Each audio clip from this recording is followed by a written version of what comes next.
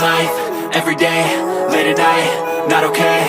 All I want, and I pray, all I need are some better days. Fuck me, I'm looking in the mirror, so foggy, but I've never seen clearer. I don't really think anyone can save me, and honestly I'm not really sure I want saving. I like to be my own worst enemy. There's no risk if you don't try at anything, so I'ma just keep buying everything. See you in the next life, have to be a better me. I don't think that my head's on straight, gotta flip it and grip it and go and get an x-ray.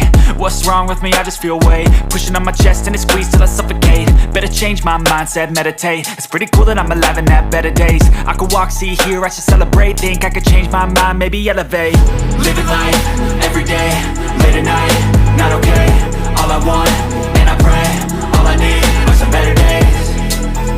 Yeah, all I need are some better days. Cause all I want, and I pray, I believe in the better days. I'm kinda stuck between a rock and a hard place. Do I work hard or live at my pace? You're only young once, yeah that's all great, but I also want a future where I'm okay. Living life is doing lots of cocaine. Wait no, it's living with no shame. Wait no, it's sleeping in on Sundays. I guess it's different for each of us and that's okay.